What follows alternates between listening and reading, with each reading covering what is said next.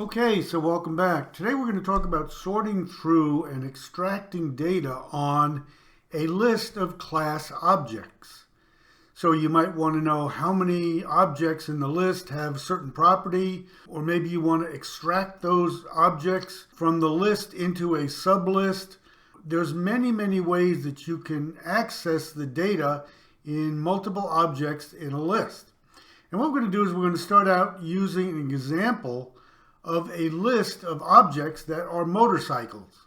And you can see here we are instantiating some motorcycles, adding them to a list, and what we're going to do is show how some of the many ways that you can extract either the individual objects or statistics about all of the objects and so on. So first thing we're going to do is we're going to start out with a motorcycle class. And basically it's like any other class. In this example we've got some real world properties.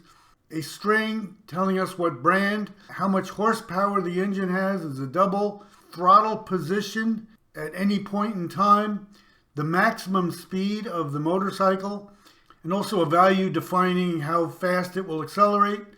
And then we have a constructor where we feed it those values and it populates the properties. And then we have one method that allows you at any point in time get the speed of the motorcycle. So very simple class with some properties.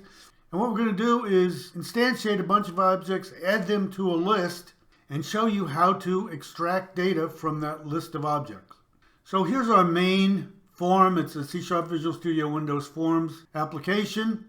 Using system collections.generic because we're going to have lists, system.link, language integrated query, so we can query the list in System Windows Forms. So we've got some properties here. List of the motorcycle class, we're going to call it bikes, and then we've got some properties we can use later on. So what we're going to do is we're going to instantiate 4 motorcycle objects, bike 1, 2, 3, and 4. And we've got a new motorcycle, and we're giving it a brand string. We're also giving it a horsepower, the second value, a throttle position, a maximum speed, and an acceleration factor. And now what we want to do, now that we've got them all in a list called bikes, we want to sort through that list and extract various types of information. So now let's first run this application and see some of the results we get. So here is our simple form with a text box. And the first thing we're doing is we're going through for the 4 motorcycles. We are just printing out the properties of those 4 motorcycles, the brand, the horsepower, maximum speed, and the acceleration value. Then what we're doing is we are calculating for each motorcycle the speed after 5 seconds, implementing that method that we showed. And then what we're doing is we're sorting through that list of motorcycles and trying to access some data. So for example, the number of motorcycles with a horsepower greater than 25 horsepower, and the answer is 3. And you can see up here the horsepower is 60, 30, 40, 20. So we have extracted the count of the number greater than 20, and that's 3.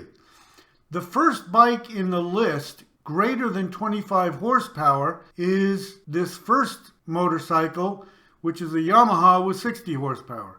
So we have searched through that list to access some of the properties of the various motorcycles. The last bike in the list, greater than 25 horsepower, is this Honda with 40 horsepower. And you can see the last in the list is only 20 horsepower.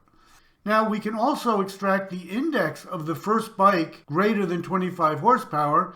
And as expected, it's this first one, which is an index of 0. So now that we've got that, we can access all of the properties of that motorcycle. And then we can figure out the max speed of the first bike greater than 25 horsepower, and that is the property 180. So this is just an example, and we're going to go through how we can get this data sorting through these lists of objects. So now let's take a look at how we're going to do this. Again, we're going to be using LINQ, the language integrated query, to do this. So at this point, we've got our list of bikes. We've got 4 bikes in the list. And we want to extract the data that we showed before. So the first thing is we want to have a count of all of the motorcycles in that list that have a horsepower greater than 25. So what we can do is use a lambda expression, and in the list of motorcycles called bikes, we can use the count method that returns a number that represents how many elements in the sequence satisfy a condition. And the condition is this lambda expression where count the number of bikes where b.horsepower, or the horsepower property, is greater than 25. Very simple. It comes back with an integer number greater than 25, and the answer was 3 that we saw. So this is a very simple way to do it using a lambda expression.